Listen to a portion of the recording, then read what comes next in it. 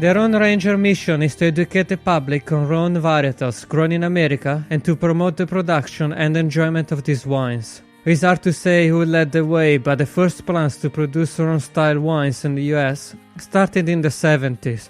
With that, a group of producers came together, forming the original Rhone Rangers. With that, they created a movement that still resonates after 50 years and in many ways inspired many producers to change and develop into different ventures. Later, the Spice de Rhône, a festival that draws winemakers and fans from around the world for tasting and seminar, blossomed in Paso Robles, California. Yet, somewhere along the way, the Rhone movement lost its mojo. Much like Pinot Noir before the movie Sideway, Syrah became an hard sell. In this episode, I spoke with author, journalist Patrick Comiskey, who has never lost his passion for the American Rhones. Comiskey has penned the definitive work on the Rhone movement. American Rhone, How Maverick Winemakers Changed the Way American Drinks. The American Rhone movement has stalled and seems to in need of a spark. We talk about the origin of the movement and how hard it was at the beginning, and the wider effects of it. Why did Syrah fallen out of fashion? And also we discussed the Petite Syrah. Also we discussed about the Petite Syrah and its interesting origin. Hi, I'm Mattias Carpazza, and this is the Looking Into Wine podcast. Wine and winemaking can be complex, but this podcast has a simple mission. We want to give you the skills and tools to harness your passion about wine. Through this series, we will shine a spotlight on some of the different regions, process, and concepts that shape the fascinating world of wine. I hope you enjoy the show and your own journey looking into wine. Welcome to Looking Into Wine. I'm Mattias Carpazza, your host, and today with me I have Patrick Comiskey, author of American Rhone. Welcome to the podcast. Thanks very much, Mattia. Patrick, what was the reason you write this book, and how did you form this beautiful story? Well, I started in the restaurant industry in San Francisco, California, when the whole wine movement in California was starting to explode. It was really an exciting time. There were new producers, new possibilities with different varieties and different interests that were happening all over the state. And it really did stem from a kind of culinary explosion that begins in Berkeley, California in the 70s with places like Chez Panisse, and in San Francisco with places like Zuni Cafe. These were some of the most exciting places for food in the country, and they ended up being really interesting repositories for alternative wines as well. The producers that I ended up writing about became part of that story when they would come and be inspired by exciting wines from the Côte du Rhône, exciting wines from Provence, rosés that didn't taste sweet or cloying. It was an exciting time to be a wine drinker because there was so much discovery at hand. And eventually, many of those people just decided, what the hell, I'm going to give it a try. And it became a very exciting kind of individual movement, and eventually it moved into a group movement. But my personal start was as a sommelier.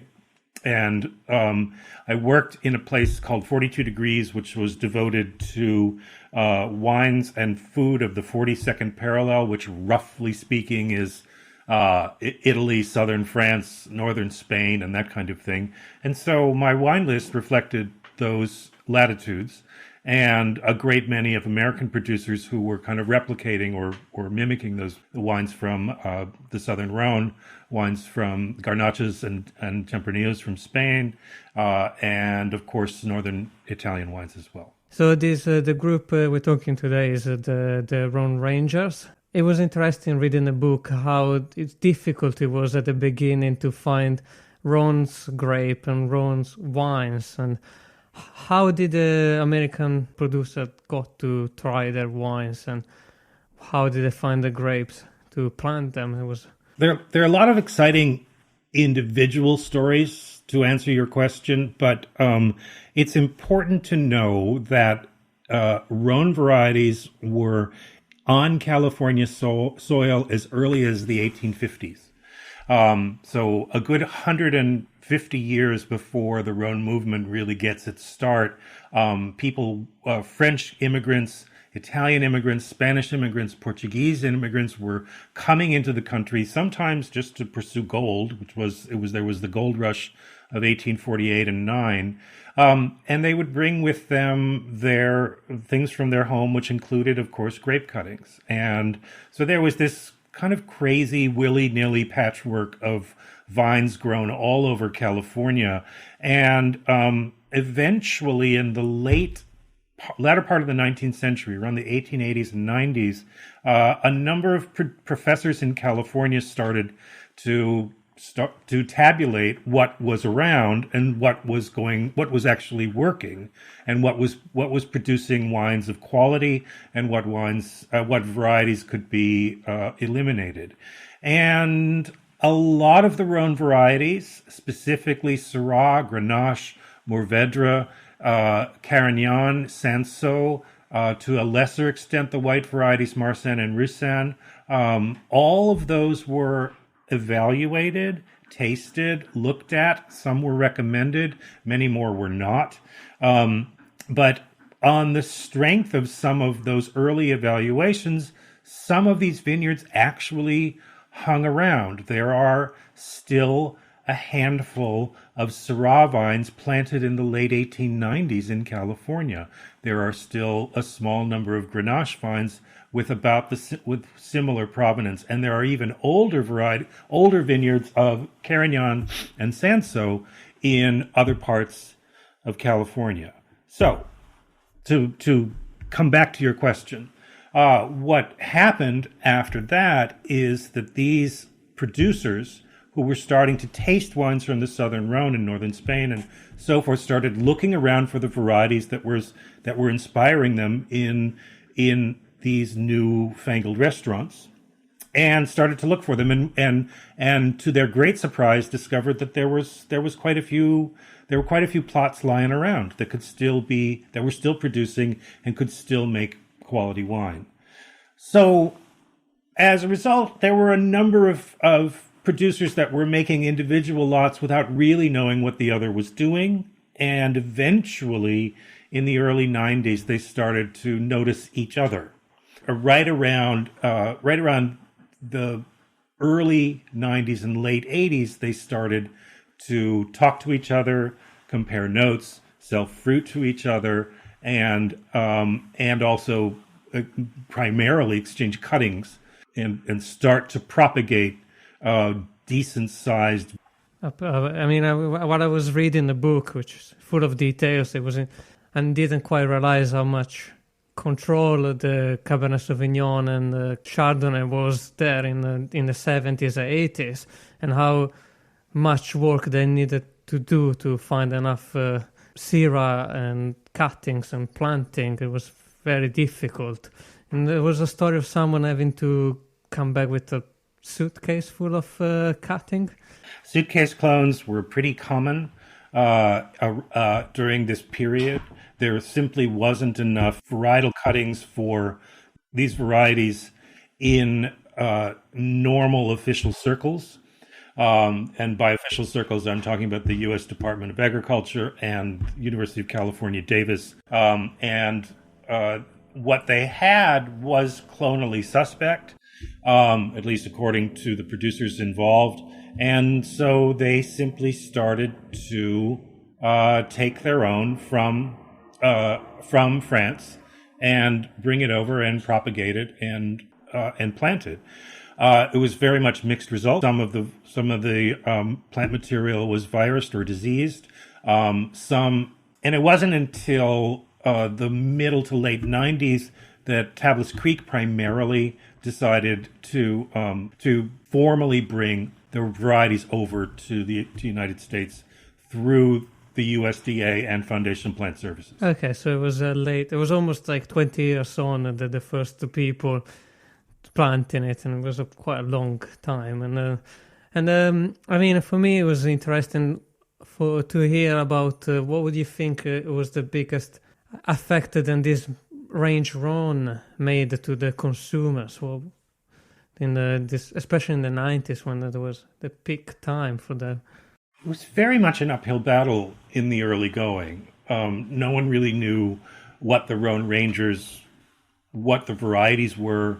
They found the wines to be charming and interesting, but they also were filled with varieties whose names people couldn't pronounce, like Viognier and Mourvèdre, and they didn't really understand what they were supposed to mean. And so what the Rhone Rangers really provided ultimately was a marketing arm to get people excited about the varieties. And there were two big marketing efforts that I document in the book. The first is the Rhone Rangers, and we've been talking a little bit about them, which is kind of a loosely organized group of American producers who worked together and threw tastings together and got in front of wine writers and critics in order to bring their message home. And they had a couple of really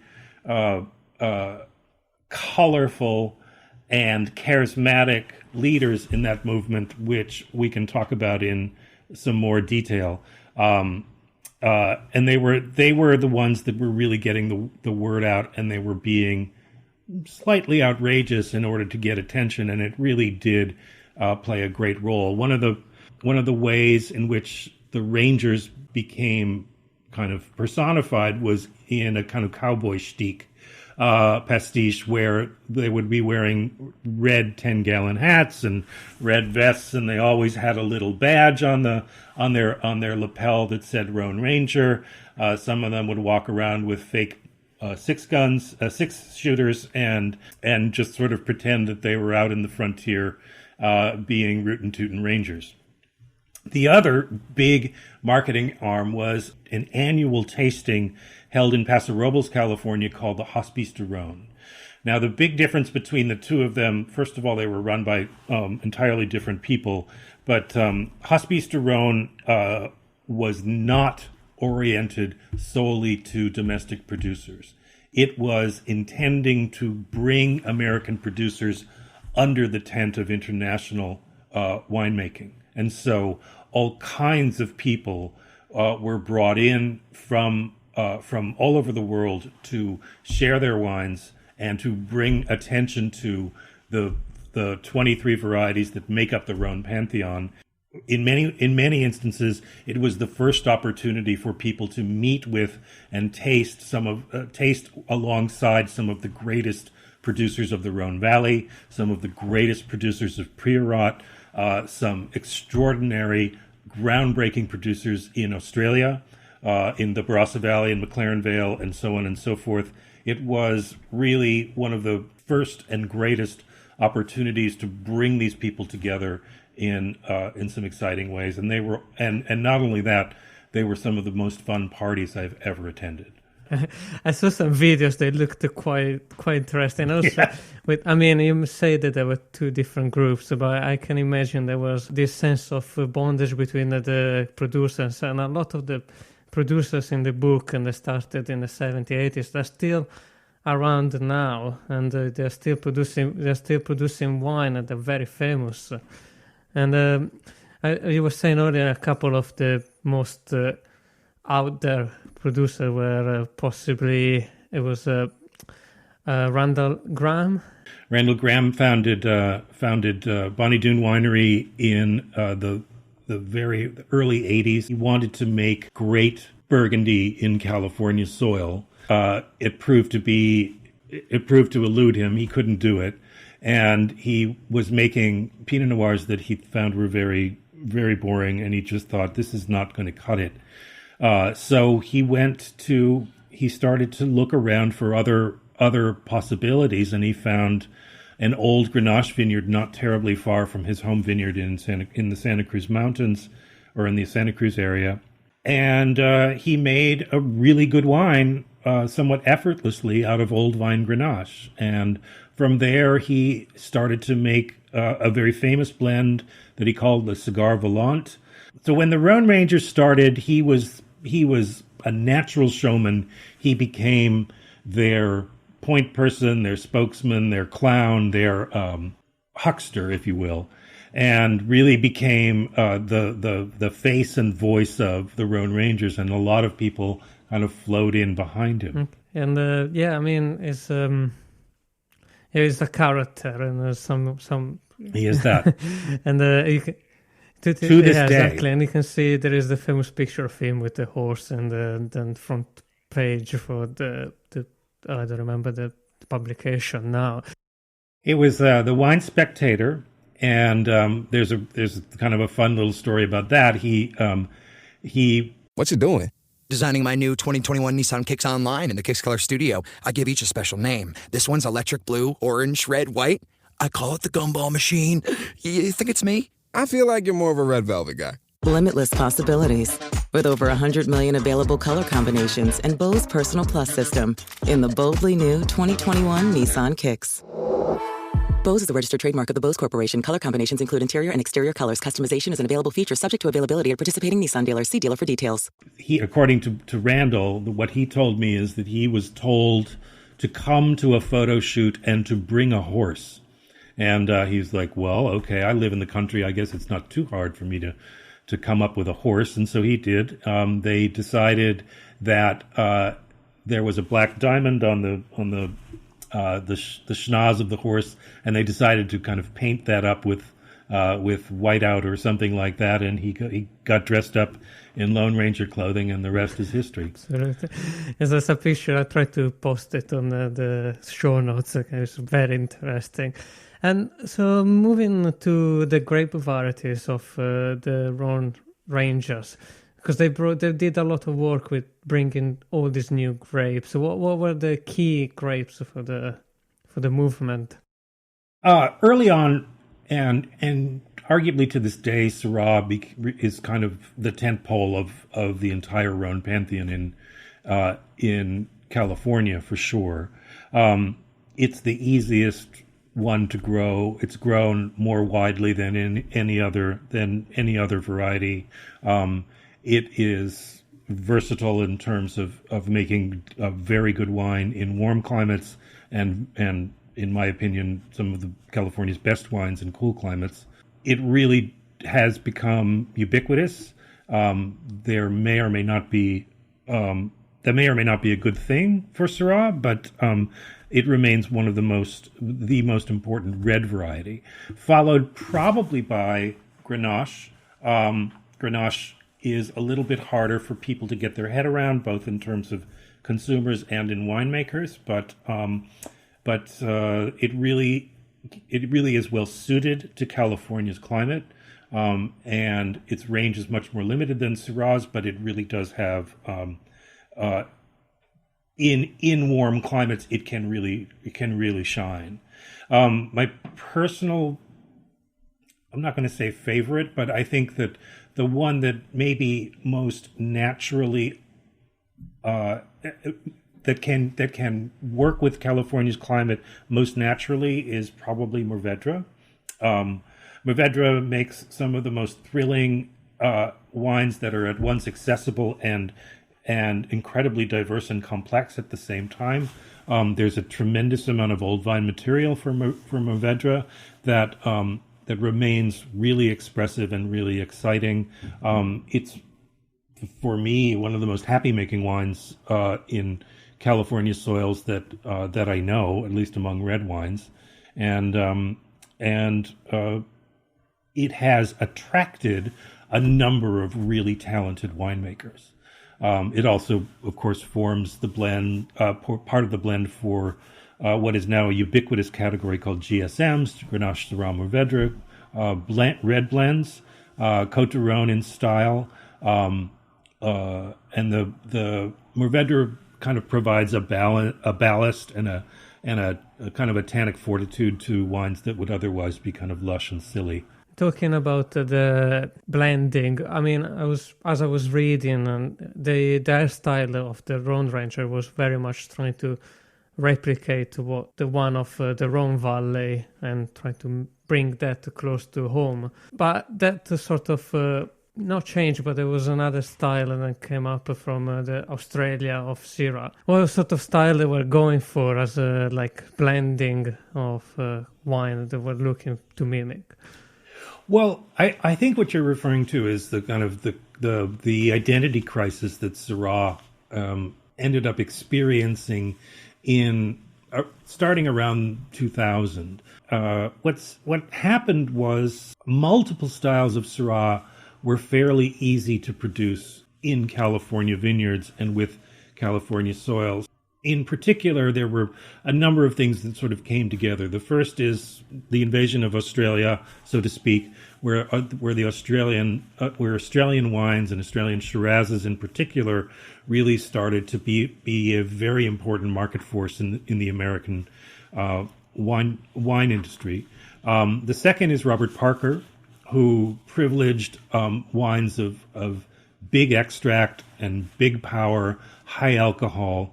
And when you grew wines to make wines of that sort in California, at least with respect to Syrah, Syrah started to lose its character, or really its distinctiveness when you kind of go for that style in California.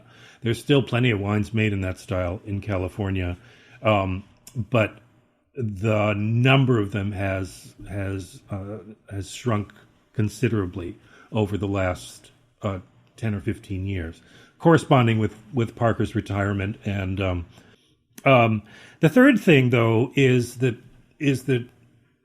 ultimately consumers were uncertain about what it was they were going to get whenever they opened a bottle of Syrah. Were they going to get something big, huge, and lush, or were they going to get something funky and aromatically compelling and even weird? Consumers got quite gun-shy about wanting to even reach for a bottle of Syrah when they didn't know what they were going to get. In the book, I refer to Syrah as the Riesling of red wines, because it prompted in consumers a kind of trepidation about purchasing it at all when they didn't entirely know what it was that we're going to find in the bottle. And you were saying now that with the shrinking, and there is possibly a clearer indication of what style it is because there is less produced. Possibly there is more movement towards the classic style of Syrahs. I think so. Stylistically, in general, American wines are much more adventurous and less slavish to the market. Winemakers are finding that they can take risks and still find consumers who will enjoy them, and natural wine movement has something to do with that. Parker's receding into the sunset is another one. There isn't one voice any longer in the American wine market. There are several advocates work in different directions. Finally, I think some of the winemaking techniques that go into making Syrah and some of these other Rhone varieties, things like whole cluster fermentation, reining in ripeness and alcohol levels, making the wines in order to privilege aromatic complexity. These are all really important trends in the way that Syrah is even approached. And in order to retain that aromatic complexity with Syrah, you really do have to harvest it at a lower Brix level with lower sugar levels. You have to preserve some of these interesting phenolics that make Syrah so weird and wonderful to me. There was a question, it was a big session in the book about, in very much detail, to be honest, of the Petite Syrah case. And I think for me, I'm in Europe, Petite Syrah is not, we don't come across as much as possible consumer, but I think it's very interesting the difference of what is about between Syrah and Petite Syrah. Well, the first thing I want to say about Petite Syrah is that if you do find a bottle from a quality producer, put it in your cellar and wait 20 years, because It'll be good when you open it now, but if you wait 20 years, you will find one of the most beautiful and profound claret-like wines that America produces right now. Some of the most extraordinary bottles of California wine that I've tasted in my lifetime are Petite Syrahs from the 70s and early 80s, where the wines go into the bottle with a great deal of heft and extract and brawn, and they come out, they're so delicate and so beautiful and so aromatically complex, and they have this beautiful kind of delicacy where that Petite Syrah is not known for, but you have to wait, and that's the issue. Petite Syrah. Well, I need to start with Syrah. Syrah came to this country under several names, including Petite Syrah. But it was known as Syrah with an I. Shiraz, of course, eventually became part of it was known as Hermitage. It was known as, there was a variety, still a variety, or a variant of Syrah called Serene. It was referred to as Serene. And many, many other people referred to it as Petite Syrah, and they were referring essentially to a clonal variation that was found in the northern Rhone, in Hermitage and Côte-Rôtie in particular. So Syrah is in the United States already with a half a dozen names, and around 1890, this other variety, which was named in France Durif, named after its founder, who had basically isolated a hybrid of Syrah and I can't remember what the other variety was. He isolated it in a vineyard in Montpellier, and he put his own name on it, Durif, and it started to get exported to the United States along with many, many other varieties. And somewhere along those lines, it was mistaken for the true Syrah, and that mistake was carried forward for a good 70 years. Where Petite Syrah and Syrah, both in name, in plantation, and really in bottling, were interchangeable. People would plant Petite Syrah, and inevitably Syrah would end up in the same vineyard. People would plant mixed black vineyards of multiple varieties, and it would be a mixture of Petite Syrah, Syrah, Carignan, Cinsault, Mourvèdre, etc., Zinfandel. But in the kind of the great mix-up that was the early plantings of the 1900s and until Prohibition, Petite Syrah and Syrah started to get mixed, and then as Syrah kind of went by the wayside, Syrah in the early part of the 20th century generally ripped out and removed, except for tiny pockets, because it was thought to be a poor bearer. It didn't give good yields. Petite Syrah gave great yields, and so people privileged that over the other. And around the they started to realize that the Syrah that they knew from France and the Petite Syrah that was growing in the United States were not the same wine at all. And so then it took another 3 decades to remove the one from the other, and to recognize that they indeed were different things. And this is something that producers have to recognize, then officials have to recognize, and viticulturists have to recognize. Then the government has to step in and find a way to separate the one from the other in terms of its labeling. They became very entangled, and it took probably 3 decades to disentangle them. Wow, that's an interesting story, and I think on towards the end of the book, and I think there's sad story for Syrah has always been a bit of having problem with the different styles producer, and then consumers got a lot of confusions and things like that. That sort of you say in the book, in the 2000s led to decrease of production of Rhone grape varieties and everything. But my question is, what is to the contemporary Rhone Rangers? What what they're doing at the moment. Yeah, both of the marketing entities, Hospice de Rhône and Rhone Rangers, are still very much up and running. Hospice de Rhône, of course, as an event, has been canceled for the last couple of years because of COVID. Before that, they actually decided to stop, and then were kind of urged out of retirement, and now they're still planning an event in 2021 this year, if the pandemic doesn't keep it from happening. The Rhone Rangers, well, let me put it this way. The Rhone Rangers gave everybody the permission to like something other than Cabernet and Chardonnay and Merlot. Some of the more doctrinaire varieties that could be found in California production. And the Rhone Rangers and Rhone varieties more generally taught people that there were all kinds of different wines out there for them to try, and they were given permission to seek out alternatives. The Rhone Rangers really became the first entity to celebrate alternative winemaking and wines in the United States. Now, of course, that has exploded. So in terms of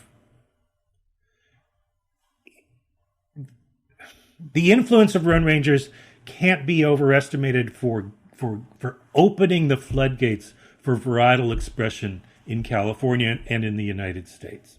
Having said that, now the world is so big and so diverse that the Rhone Rangers occupy a relatively small portion of both market share and of attention, but they're still plugging along. They have a really strong chapter in Paso Robles where Rhone varieties are king, and they still have a number of icons that are part of the world of the Rhone Rangers, including Randall Graham, another winemaker that is a pioneer that we haven't talked about, named Steve Edmonds, is still very involved, even though he's getting up in years.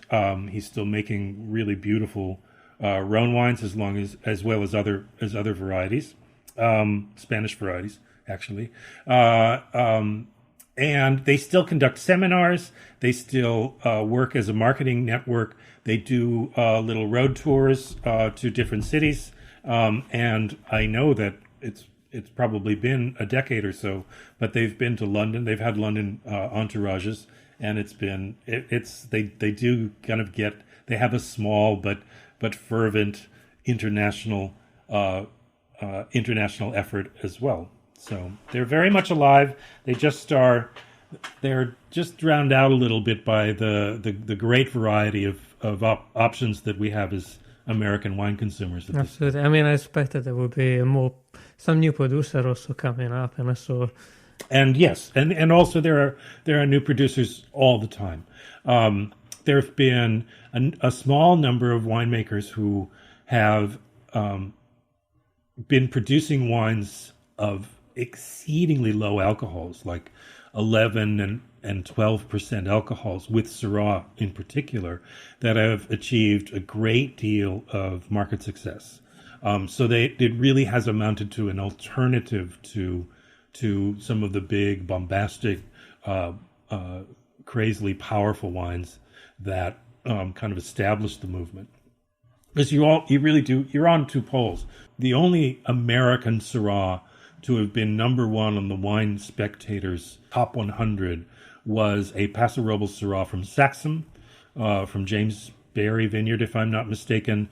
This had never happened before. It did about 8 years ago, and so there's still very much a market for those wines. And one of the great cult wines of California remains Sinequanon, which is a Rhone-oriented producer based out of Ventura, but making wines from the Santa Rita Hills and the southern Central Coast.